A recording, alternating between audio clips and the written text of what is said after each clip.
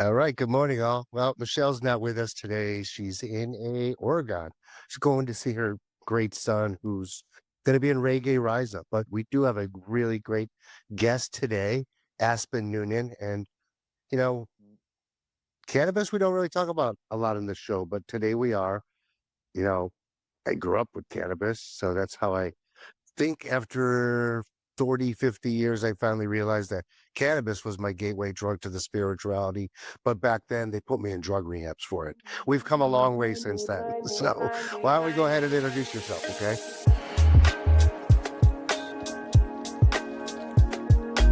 My name is Aspen Noonan. I am the CEO of Elevate Holistics. We do online medical marijuana cards.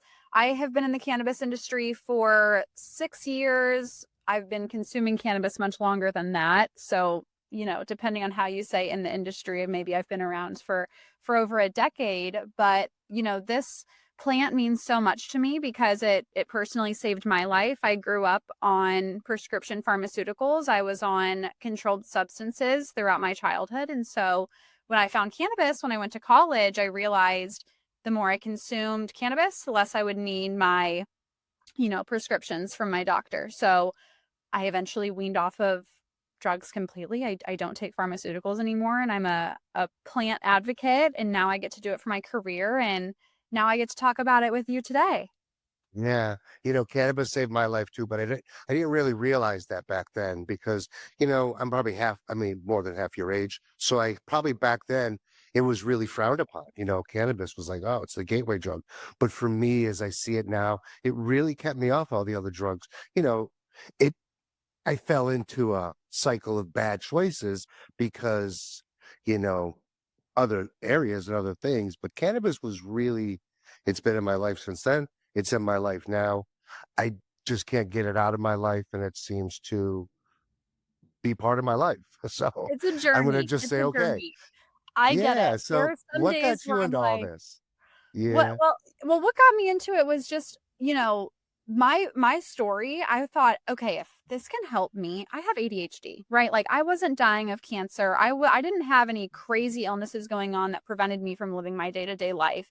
I literally just had ADHD. And if, medicine was impacting me so much, I thought, what is this doing for people that have actual PTSD, actual depression, anxiety, or, glaucoma, these things that cannabis can actually help? So I thought, this is what I want to do with my career. I went to Mizzou. I was getting a bachelor's at the time, and I talked with them about it. And I was like, how can I get a cannabis degree here? I know you guys don't offer it, but I want to make waves. Like, I want to make some change. And so I joined NORML, which is the National Mhm. Organization for the Reform of Marijuana Laws. I became the president of that town's chapter within a few months. And that's kind of how I created this unique degree. I worked with the school and I worked with this organization to really just learn about health and wellness and advocate for cannabis and talk with lawyers and patients. And we eventually legalized through Amendment 19, Missouri medical marijuana. And so I was a really big part of that movement. Now I live in Florida because, beach, sunshine. Yeah. My career has, I was like, all right, I'm online now. So we do And there's telemedicine. medical I didn't marijuana. make it there. Yeah. So we've come a long way with the cannabis, especially in the last, I would say, 5 years. I would say, am I right or wrong? Three quarters are probably legal right now, or at least medical, three quarters Oh of the yeah. states. Oh yeah. Oh, So, definitely 75% of the country allows it medicinally. And then I would even say almost half is as recreational at this point. yeah, we've definitely come a long way because the benefits are there. Kind of like with psychedelics. I mean, those people that were in the cannabis game for about 10 years, they're getting into the psychedelics because, Yeah. we see the benefits. The benefits are always there. And I don't know, really, I consider cannabis as a psychedelic. Definitely a plant medicine. Definitely great for ADHD. And I hate these words, but we have to classify them some way. But ADHD is a really good thing to have. I mean, we become creative with ADHD. We're not allowed to do these things. We're put on medications. So kind of Yeah. crazy. I, So I ADHD, if you're a caveman, awesome. Like you are paying attention to everything. If there's a threat in your peripheral, you're going to hear it, you're going to see it, you're going to get distracted by it. But in a school setting where you have to sit in a desk 8 hours a day and learn the exact same Mm, math problems 6 weeks in a row, you don't thrive. yeah. So you think that cannabis is affects men differently than it does women? Is there some benefits that men have over women? I can't, speak for myself and I can't make medical Hmm. claims either, but I think it really does affect everyone differently. For me, having ADHD, cannabis helps me focus. Like I have tunnel vision, I can zone in, I can answer 50 emails in 20 minutes. But, my counterpart, my husband might consume cannabis and he's like gonna go eat a snack on the couch. We perform differently Yeah. under the influence of cannabis. Hmm. Well, cannabis also, when you look at the psychedelic space per se, there is, I think, a 70-30. It's mostly women, 30%.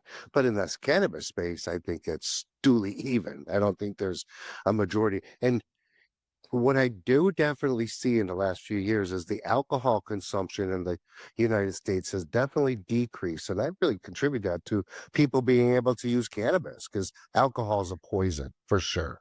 I totally agree, and Hmm. it's safer. I think there's less risk. There's less risk at home. You don't find many people smoking a joint and getting angry or getting, just agitated in general. It's chill. So hopefully in 10, 20 years, we can see that same change with, I feel like where psychedelics are now is where cannabis was 20 years ago. And so maybe we'll continue to see that change. And what I'd love to see is the veteran suicide rates decrease with all the psychedelic movements and all of these big pushes for group therapies and psychedelics because 22 veterans are killing themselves a day to this day. It has Right. not gone down. And I think that that's, something needs to be done there. And psychedelics help from what I hear every single day. They're our biggest gateway right now is the veterans. I mean, and what it's doing for them, not just psychedelics and I mean psychedelics in general. I mean, from psilocybin to iboga to 5-MeO to cannabis to all these plant medicines that really, really help our daily lives. So it's really interesting the area we're in right now because I don't think there's a lot of well, I don't think I know there's not a lot of trust in our old systems. They're really broken and especially our pharmaceutical companies they're really damaged because 10 years ago, so let's just say 20 years ago, brain on drugs, fried eggs, this cannabis is this. Now it's the best thing since sliced bread. So the lies have been there forever and just we haven't been able to study these medicines enough to really see the true value. And Yeah. this is kind of, in my eyes, it's just kind of been bred and ruined. It really ruined in a lot of states, because it's like high THC is not the answer. Like it really isn't the answer. I mean, it's No. the terpenes, and we can probably talk about that a little bit more. It's the terpenes and maybe the lower THCs that's really the answer to all these. But we have not studied these medicines far enough. So They're still discovering new cannabinoids, CBG, CBN, THCA, and they're learning, okay, this one makes you more sleepy, this one makes you more awake. And this is coming out, every month. We're learning more about this plant and what it does for people in the endocannabinoid system, which still isn't taught in medical school, which is absolutely wild to me. It's an wild, right? entire part of our body and our It's our function. nervous system, It's you our yeah, know? yes, and if we're all Yes. stressed out and don't trust, the pharmaceutical companies, wouldn't they want to implement a stress I know. reducer? This is my theory, but It's I not don't gonna know. make them money. You mentioned the No alcohol money. business suffering with Yeah. cannabis legalization.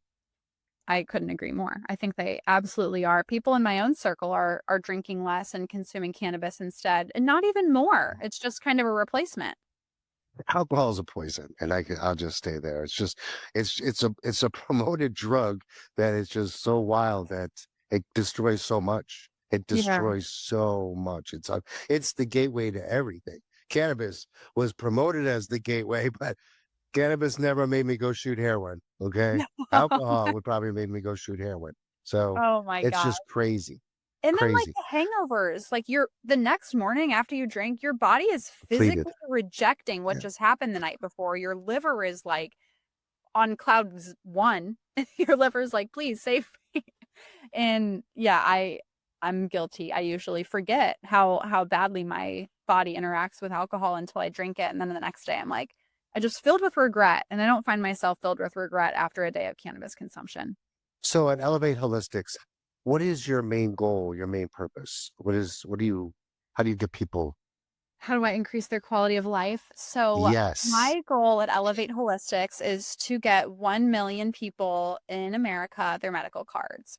I think that getting your medical card increases access to high quality medicine as opposed to going on the black market.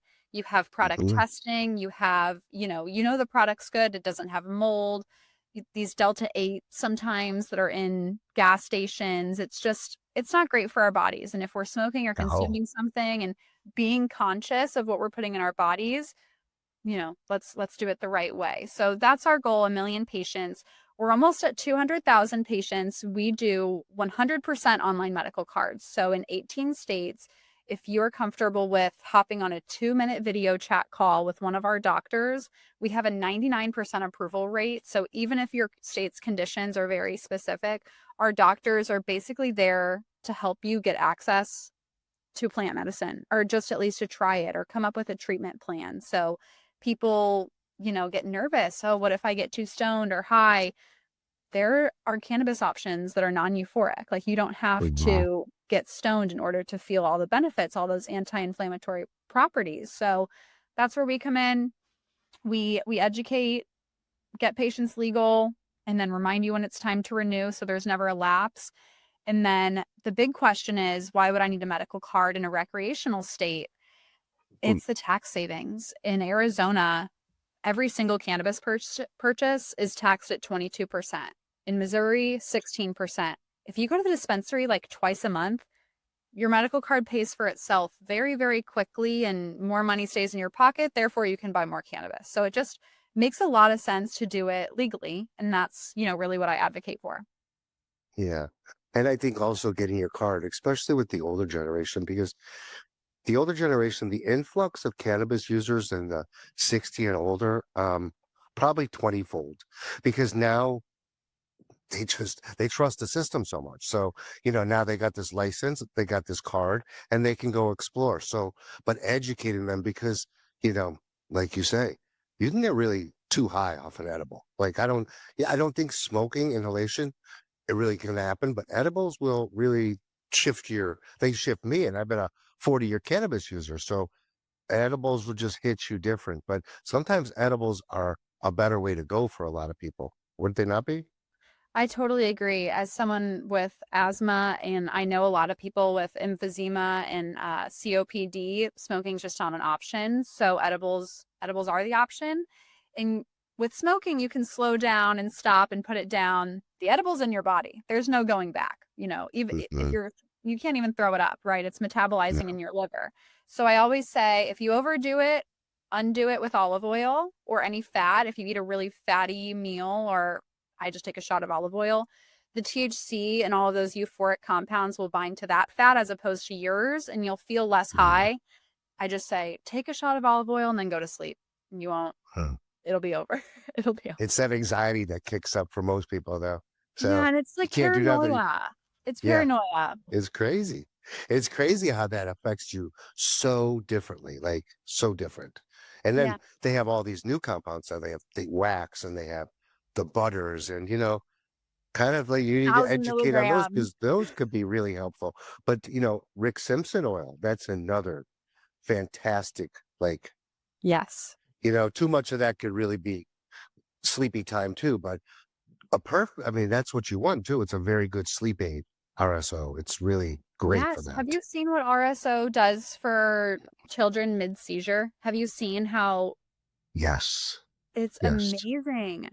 I Yeah. saw I've the seen a lot of video. those. They're Just a amazing. little dot. Hmm. Mid-seizure, and they like stop, Yeah. and that's Yeah. illegal. Why are we doing? Yeah. Imagine you're a family with an 8-year-old that seizes once an hour, and you're going on a road trip to Kansas to visit Yeah. your other daughter that just moved to college and you can't get your medicine, or Hmm. that's horrible. Like Yeah. that's why I just think this should be available to everyone. And it's almost instantaneous. I've seen the guys with Parkinson's and, Yes. it's just almost instantaneous. And it's really why we're not using this more and more. And like you say, when you can get your card too, your medical card instead of going black market, and then you can also jump into these CBD oils because those are really beneficial for you. So, Yeah. there's so much to learn here in this space. So you got any good, like patient reinforced great stories? Oh my gosh. Yes, I can share my absolute favorite story. So I started at this role 6 years ago. My job was to take patient phone calls and fill out forms. There was one guy, the founder, and me, and it was just us two. And 6 years later, now I'm the CEO. So it's been quite a whirlwind. But this guy was super nervous about getting a medical card. Missouri had just legalized. He didn't know if he was ready.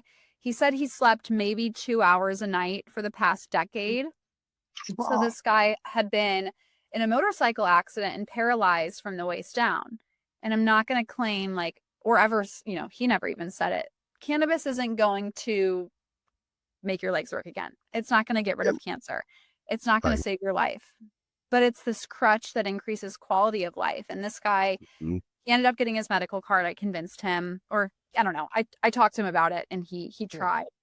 He called me back like a month later, crying, like a 50-year-old guy crying that used to just be like a badass riding motorcycles. And he was like, all week I've spent at least 8 hours sleeping, and I'm nicer to my wife. I'm nicer to my kids. I feel happier to be alive. I don't want to, my depression's going away because I can sleep better. And it's just, Mm, when I was, freshly postpartum and losing sleep, you just really don't understand the value of a good night's sleep was until you sleep. don't have it anymore.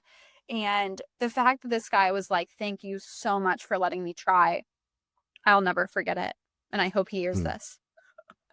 Yeah, it's that fear though, the fear.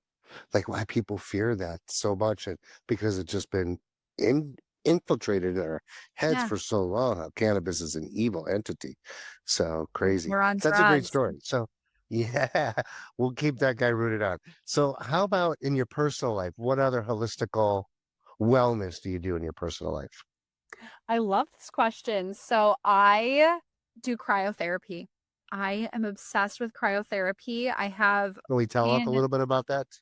Yes. So cryotherapy is you freeze, basically. You can freeze two ways. You can step into a chamber and freeze your entire body. You can strip down to just your underwear, and it's about negative 120 degrees. And you just stand there for 1 to 3 minutes. It does so much for your energy levels.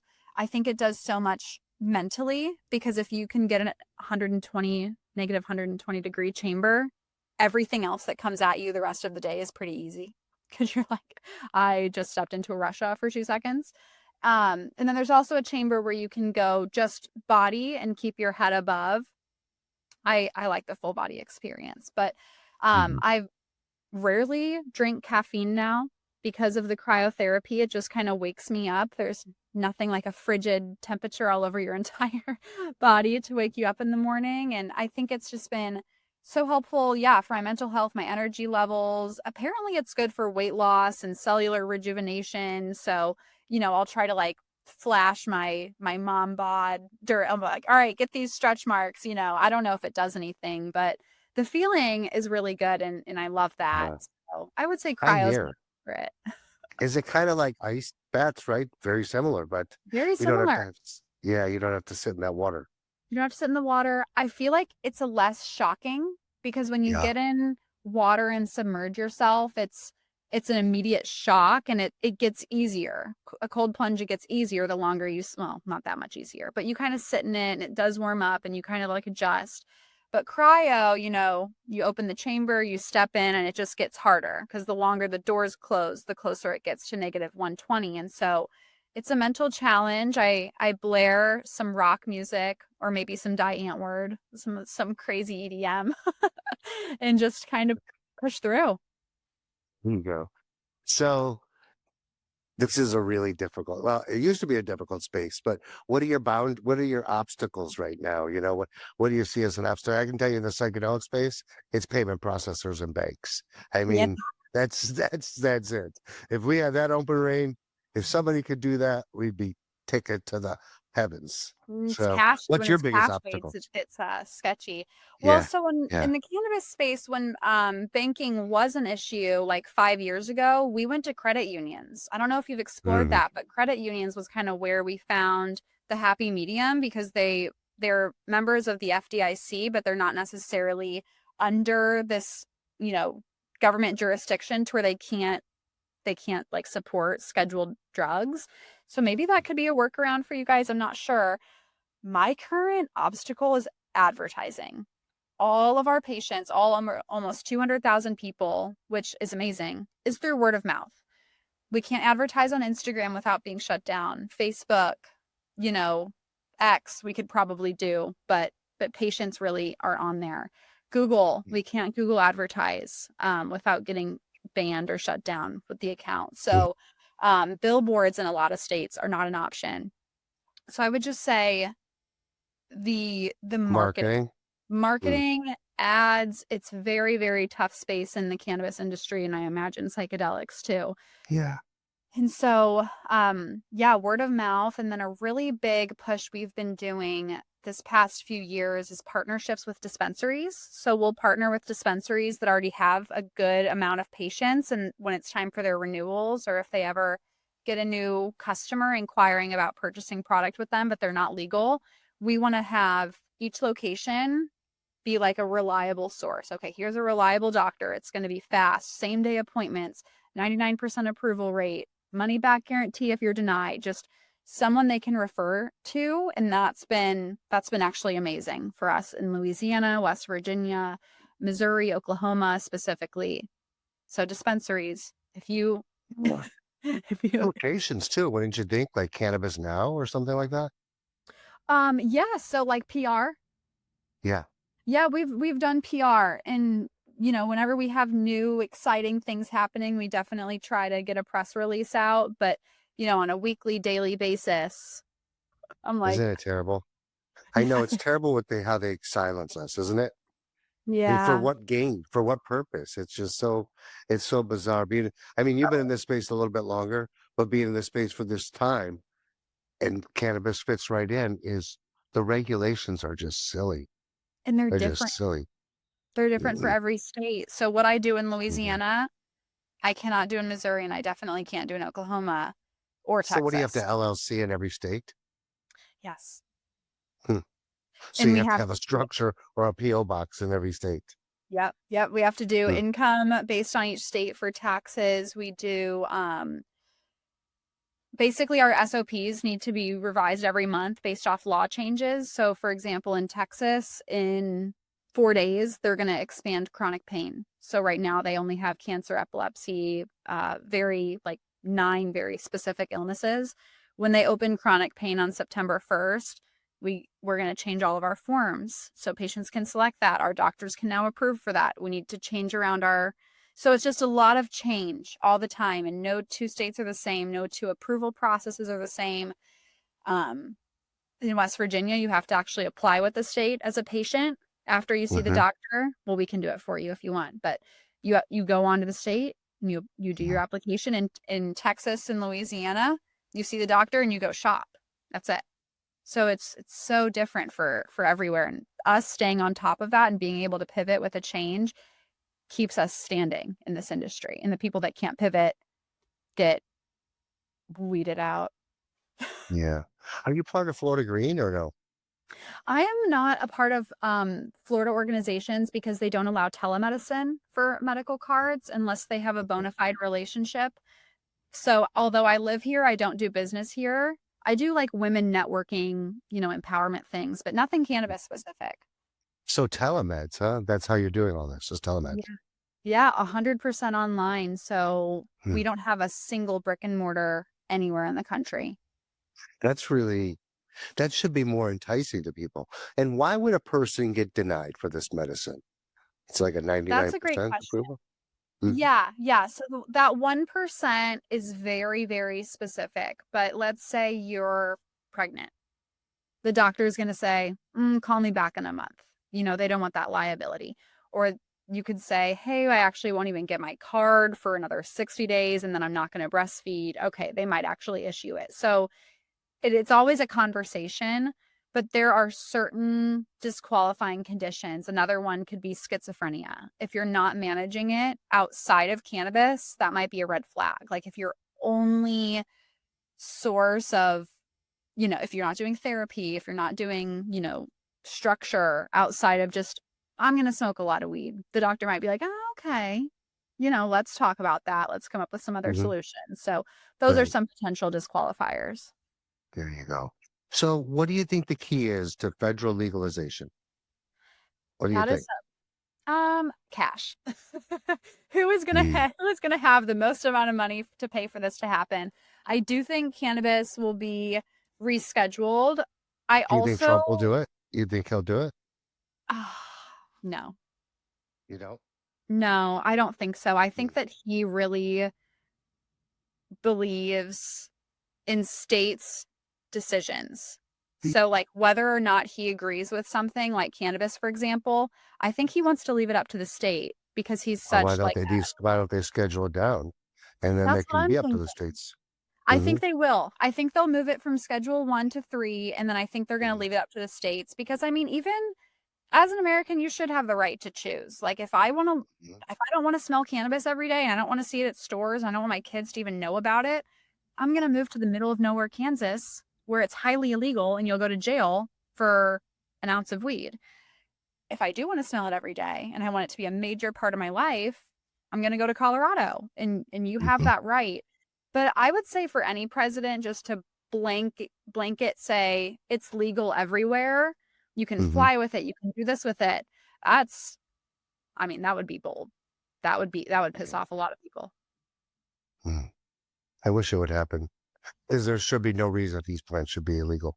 Yeah, I completely agree. Absolutely not. Or even so, like the descheduling, like we shouldn't be in jail for it. We should be able to get a medical card and shop at a place where you only need a medical card to purchase. It's not like your kids are just going to walk in this store. So I don't know. I think it's the reason I say no for Trump is just it's such an exciting thing for everyone to talk about. But is Yeah. it actually going to happen? I just feel like the risk they take on is so great. Yeah. I don't know. But as an American, Everybody's more concerned about Cracker Barrel logos.